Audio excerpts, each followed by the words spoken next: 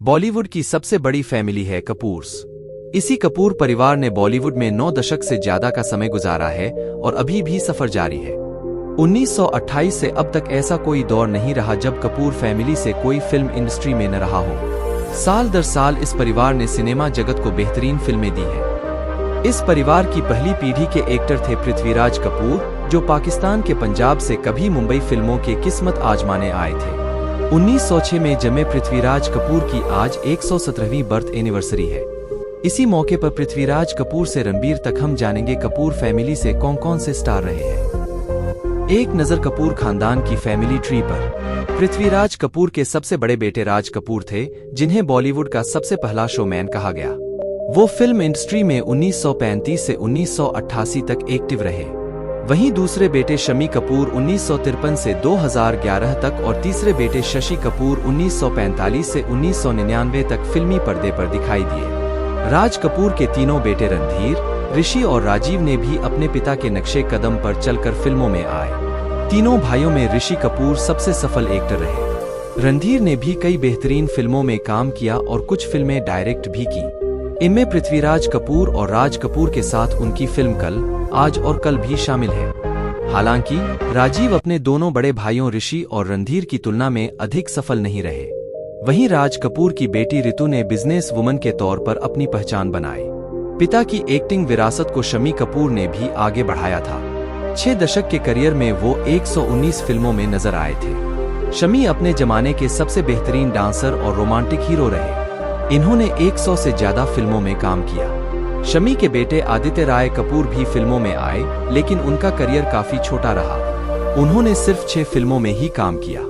2 फिल्में भी डायरेक्टर की, लेकिन बतौर एक्टर और डायरेक्टर दोनों में वो असफल रहे। शशि कपूर पृथ्वीराज कपूर के सबसे छोटे बेटे थे। उन्होंने चाइल्ड आर्टिस्ट के तौर पर करियर की शुरुआत की थी और 170 फिल्मों में नजर आए थे। राज कपूर की आइकॉनिक आवारा में उन्होंने राज कपूर के बचपन का रोल निभाया था। शशि ने कुछ हॉलीवुड फिल्मों में भी काम किया। उनकी पत्नी जेनिफर कैंडल भी स्टेज की बड़ी आर्टिस्ट थी। फिल्म शशि कपूर को देख बेटे करण, कुणाल और बेटी संजना ने भी फिल्मों में किस्मत आजमाई, लेकिन ये तीनों ज्यादा सफल नहीं रहे। शशि कपूर और उनकी पत्नी ने पृथ्वी थिएटर का काम काफी सालों तक संभाला। उनके बाद उनकी बेटी संजना ने भी थिएटर को जिंदा रखने की पूरी कोशिश की।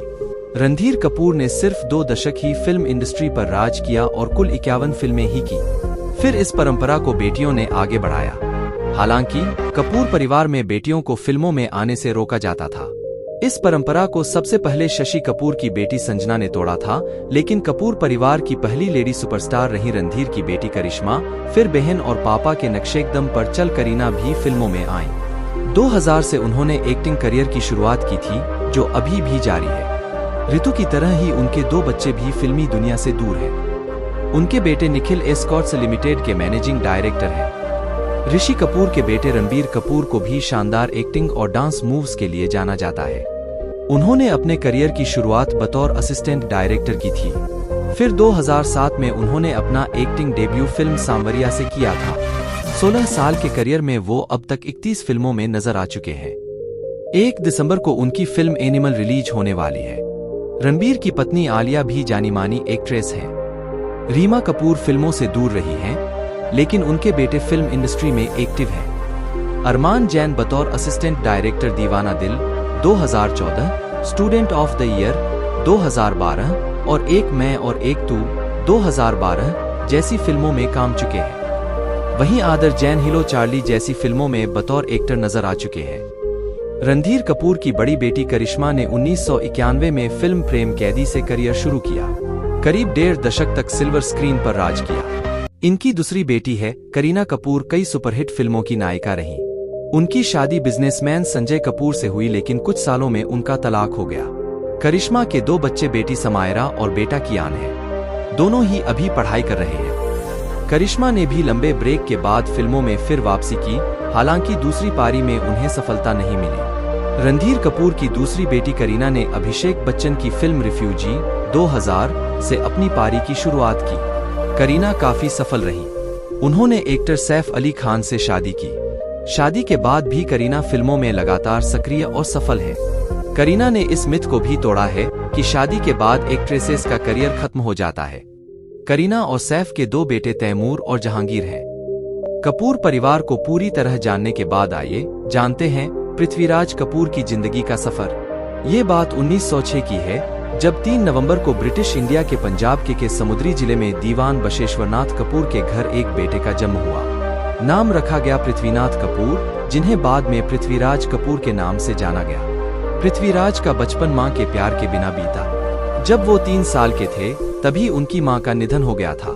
इसके बाद उनके दादा दीवान केशवमल कपूर को इस बात का डर सताने लगा कि बशेश्वरनाथ दूसरी शादी कर लेंगे। वो नहीं चाहते थे कि सौतेली मां पृथ्वीराज की परवरिश करे। इस कारण दादा उन्हें अपने साथ लायलपुर जिला ले आए, जहां पर वो पले बढ़े। बाद में दादा का डर सही साबित हुआ। पृथ्वीराज के पिता ने दूसरी शादी कर ली। इधर दादा उनकी सभी जरूरतों को पूरा करे रहे थे, लेकिन मां की कमी को नहीं भर पाए। इसी कारण उन्होंने पृथ्वीराज को उनकी बुआ कौशल्या के पास छोड़ दिया, जो पेशावर में रहती थी। बुआ को ही वो माताजी कहते थे, जिन्होंने वास्तव में मां का फर्ज निभाया भी था। पृथ्वीराज ने पहले पेशावर के किंग एडवर्ड्स कॉलेज से आर्ट में ग्रेजुएशन किया। फिर वो लाहौर के लॉ कॉलेज में पढ़ाई करने लगे। दादा के कहने पर वो लॉ की पढ़ाई तो कर रहे थे, लेकिन उनका मन एक्टिंग में ही रमा रहता था। बचपन से ही वो अकेले में रामायण और महाभारत के कुछ किरदारों की एक्टिंग किया करते थे। उन्हें बस एक्टर बनना था, लेकिन इस फील्ड में वो आगे कैसे बढ़ते, इसकी समझ उन्हें नहीं थी।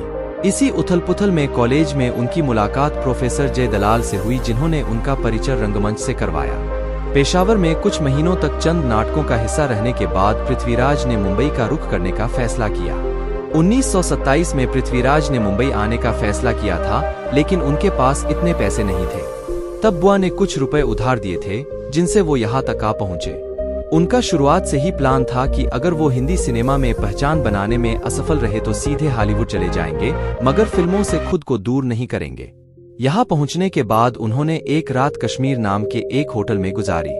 अगली सुबह कर उन्होंने होटल के मैनेजर से पास के फिल्म स्टूडियो के बारे में पता किया। पैदल ही इंपीरियल फिल्म स्टूडियो चले गए। स्टूडियो के गार्ड की मदद से वो कंपनी का हिस्सा बन गए। शुरुआत में उन्होंने कुछ फिल्मों में छोटे मोटे रोल किए। ये साइलेंट फिल्मों का दौर था, जिसमें एक्स्ट्रा पर किसी की नजर तक नहीं पड़ती थी। एक दिन यहूदी एक्ट्रेस एरमेलिन एक्स्ट्रा के कमरे से गुजर रही थी, तभी वो पृथ्वीराज को देखते ही रुक गईं। वो उनके ग्रीक गार्ड वाले लुक को देख बहुत इम्प्रेस हुई। फिर वक्त गवाए बिना एरमेलिन ने उन्हें फिल्म सिनेमा गर्ल में कास्ट कर लिया। इस तरह पृथ्वीराज का फिल्मी सफर शुरू हुआ, जो 1972 तक जारी रहा। कुछ फिल्मों में काम करने के बाद 1930 के आसपास पृथ्वीराज ने पत्नी और बेटे को मुंबई बुला लिया। पूरा परिवार 8x12 फीट के कमरे में रहता था, मगर गुजारा करना अभी भी मुश्किल ही था। कंपनी उन्हें 70 रुपए महीने की तनख्वाह देती थी, जो परिवार के खर्चे के हिसाब से बेहद कम थी। कुछ महीने के बाद उनके काम को देखते हुए उनकी सैलरी 200 रुपए हो गई। इधर फिल्मों में उन्हें बतौर एक्शन हीरो कास्ट किया जा रहा था। लंबी चौड़ी कदकाठी की वजह से उस दौर की एक्ट्रेसेस उन्हें बहुत पसंद करती थीं। साइलेंट फिल्मों के दौर में सिर्फ एक्शन फिल्मों का बोलबाला था। सिर्फ शरीर की बनावट ही मायने रखती थी, आवाज का कोई रोल नहीं था। इन्हीं सब चीजों का पृथ्वीराज को बहुत फायदा मिला। 1931 में पहली बोलती फिल्म आलम आरा बनी तो डायरेक्टर आर्देशिर ईरानी ने उन्हें फिल्म में खलनायक की भूमिका दी। इसके बाद उन्होंने विद्यापति 1937 और सिकंदर 1941 में अपनी एक्टिंग का लोहा मनवाया। 1940 तक वो इंडस्ट्री के सबसे मंझे और पॉपुलर कलाकार बन चुके थे। 1944 में पृथ्वीराज कपूर ने पहला कॉमर्शियल थिएटर पृथ्वी शुरू किया। पृथ्वी थिएटर में उन्होंने पूरी जमा पूंजी लगा दी। थिएटर में शो दिखाने के बाद पृथ्वी खुद झोली लेकर दरवाजे पर खड़े होते थे। थिएटर से निकलते हुए लोग जो चंद रुपए उनकी झोली में डालते थे, वो उन जमा पैसों को वर्कर फंड बनाने में इस्तेमाल करते थे। थिएटर में काम करने वाले लोगों को वो इस फंड से मदद दिया करते थे।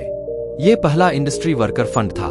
पृथ्वीराज कपूर का थिएटर करीब 16 सालों तक चला, जिसमें 2662 परफॉर्मेंस हुई। इस थिएटर का एक प्ले पठान मुंबई में करीब 600 बार किया गया। ये ग्रुप देश भर में ट्रैवल कर प्ले करता था, लेकिन सिर्फ टिकट के पैसों से खर्च निकाल पाना मुश्किल था। 1950 तक फाइनेंशियल दिक्कतों और फिल्मों के बढ़ते चलन के कारण पृथ्वी थिएटर को बंद कर दिया गया। पृथ्वी थिएटर बंद हो जाने के बाद पृथ्वीराज ने फिर से फिल्मों की तरफ रुख किया। 1950 से 1960 के बीच वो आवारा, भूत पुलिस, श्री 420 और परदेशी जैसी फिल्मों में नजर आए। इसके बाद डायरेक्टर के आसिफ ने उन्हें फिल्म मुगल-ए-आजम में अकबर के रोल में कास्ट किया। आसिफ इस फिल्म में किसी भी कीमत पर पृथ्वीराज कपूर को कास्ट करना चाहते थे। उन्होंने मीटिंग के दौरान पृथ्वीराज को एक ब्लैंक चेक दिया था। उन्होंने कहा कि पृथ्वीराज जितनी चाहे उतनी फीस ले सकते हैं। वो मान भी गए और उन्होंने इस फिल्म के लिए पूरा 1 रुपया लिया और कहा, मैं आदमियों के साथ काम करता हूँ, व्यापारियों के साथ नहीं। इसी दौरान का किस्सा ये है कि मुगल-ए-आजम की शूटिंग शुरू होने से पहले पृथ्वीराज डाइट करने लगे थे। वो पतला होना चाहते थे, इस कारण वो अपने खानपान पर बहुत ध्यान दे रहे थे। जब वो कास्टिंग के बाद शूटिंग के पहले दिन सेट पर डायरेक्टर के आसिफ से मिले तो डायरेक्टर हैरान रह गए। उन्होंने कहा, ये कौन है? अगर आप सलीम का रोल करते तो वजन कम करते। आपको अकबर के रोल के लिए कास्ट किया गया है तो आप जाइए और वजन बढ़ाइए। इसी फिल्म के एक सीन में पृथ्वीराज को गर्म रेत पर चलकर अजमेर में मन्नत मांगने जाना था। पर्दे पर यह सीन रियल लगे, इसलिए वो सच में गर्म रेत पर नंगे पांव चले थे। इस सीन को पूरा करने में पृथ्वीराज के पांव पर छाले पड़ गए थे। जब ये बात के आसिफ को पता चली तो उन्होंने भी अपने जूते उतार दिए और नंगे पैर रेत पर कैमरे के पीछे चलने लगे। उनके इस डेडिकेशन पर वहां मौजूद सब लोग हैरान थे। फिल्म में दिलीप कुमार सलीम और मधुबाला अनारकली के रोल में नजर आई थी। दोनों का कहना था कि फिल्म के क्रेडिट में पहले उनका नाम आए। पृथ्वीराज को भी इस बात से आपत्ति नहीं थी, मगर के आसिफ इस बात के फेवर में नहीं थे।